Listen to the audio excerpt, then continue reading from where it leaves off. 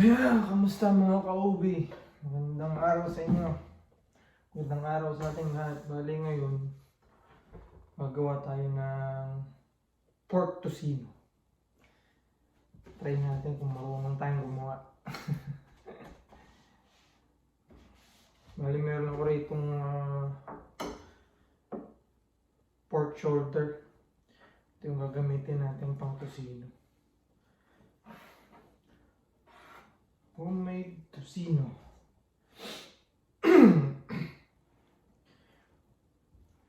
Yan. Yan, maganda siya kasi may mga taba-taba na ng konti. Hindi naman siya puro taba, pero meron siyang taba.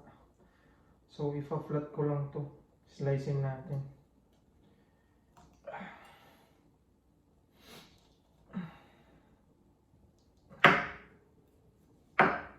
Tanggalin natin yung buto. May buto pa.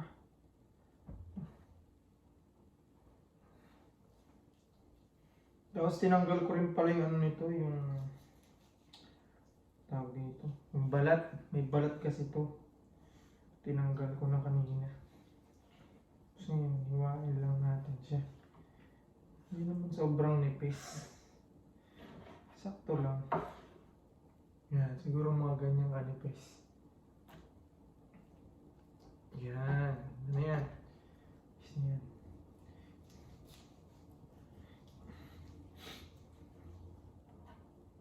Saktong-sakto to. Pambaon na naman. Pambaon, pang-almusal. Para dun pala sa mga nagtatanong kung paano ako nakapunta rito sa Canada. Bali, nag-apply ako sa agency. Nagpasa lang ako ng resume nun. Galing kasi ako ng UAE. Trabaho ko doon, siguro mga 6 years din ako nagtrabaho doon. Tapos, nagpasa-pasa ako ng resume. Hindi ko naman inaasahan talaga ng mga matatanggap ako rito. Baka sakali lang. Swerte naman. Nag-apply ako sa maraming agency pero yung nag-respond sa akin is si Tita Alma. Bali yung agency nila nasa Calgary. Search nyo sa Facebook, Alma Armada Company Limited. Yun, legit yun. Naswertehan ko lang na yung hinahanap nila is kagaya ko na may experience.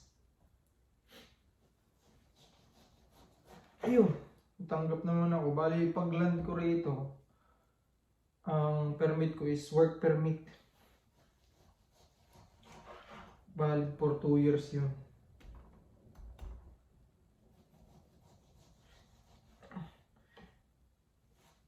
Tapos, siguro mga 6 months lang, in-apply ko na yung mag-ina ko. Dito na rin sila, kasama ko na rin sila.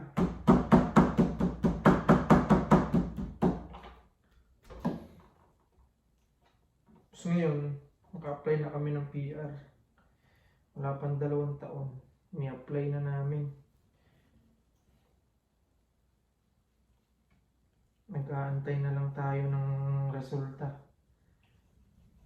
Kung papalarin tayo. Kaya mag-alala pagka lumabas yung resulta ron. I-vlog din natin yun.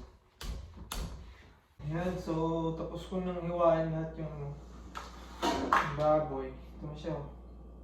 Siguro mga mga 3 to 4 kilos siguro. So ito na yung gagamitin natin pang marin. Meron tayong toyo, suka, pineapple juice, garlic powder, asin, brown sugar, coffee mate. Hindi, white sugar. Tsaka food coloring. So sa paggawa nito, First time ko kasing gagawa nito kaya tansya-tansyahan lang. Tatantyahin ko lang kung gaano karami yung ilalagay ko. Pero titimplahin ko muna siya rito. Tapos titikman ko bago ko i-marinate ito.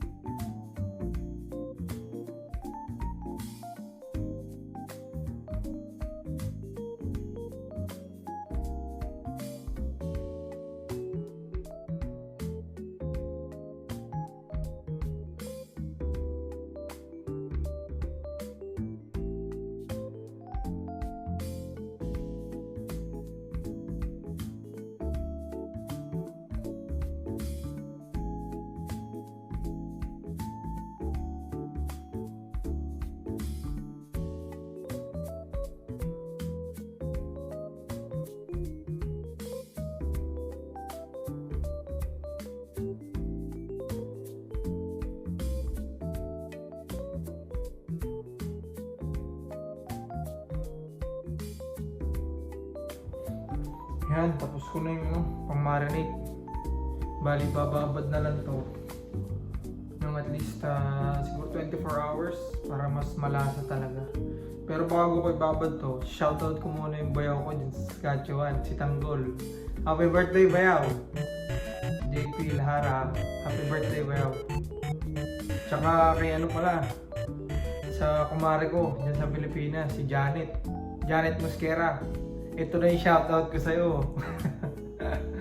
Bali, asawa ng kumpare ko rito yun sa Canada. Shoutout sa'yo, mare. Sabi ako, happy birthday. Enjoy ka. Mabuhay ka hanggang gusto mo. Sunod na summer, kayo naman ang pumunta rito. So, ito na. Bababad ko na siya. Dito. Nagsuot lang din ako ng gloves para hindi kumulay sa kamay ko kasi nilagyan ko ng food coloring. Okay, babad na tayo. Babad na tayo.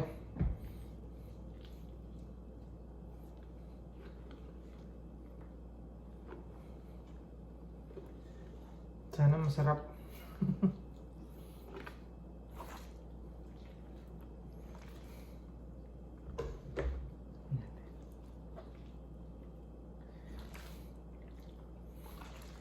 Bali nire-request din kasi ito nung mga katrabaho ng asawa ko.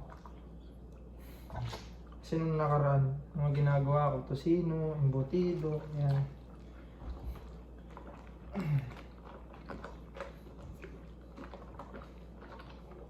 Parang kulang sa kulay ah. Kulang yata sa kulay pula. Magdagan natin ng kulay.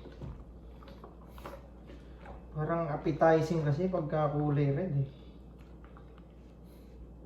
Magdagan natin ng food coloring.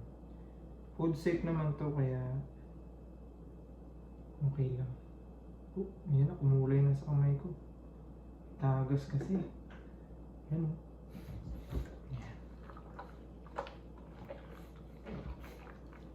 Mas appetizing talaga pag red. Pangit naman pagka blue, kaya green yung tosino mo.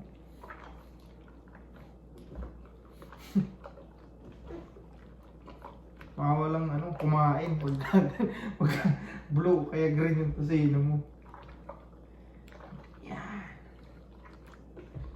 Bali yung pinang-marinate ko dito, simpleng lang to, pang-marinate, ordinary lang to. Yung iba nilalagyan nila ng ng curing salt. Tapos may pa, ano ba yun? Sodium ewan, basta. Hindi na ako bumili nun. Ano lang yung mayroon dito sa bahay. Ito, binili ko, pineapple juice. Pero yung iba nilalagay nila yata, apple juice. Hindi ko lang sigurado. First time lang naman natin, subok lang. syempre, sa pagluluto naman, wala namang perfect din sa umpisa.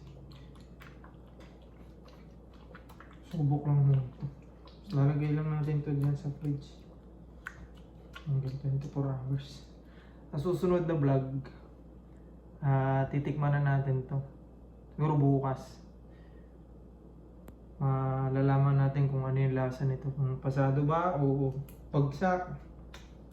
Pero syempre, kailangan kainin to. Kailangan mong itapon ko to. Sige, sa susunod na lang. Bye-bye!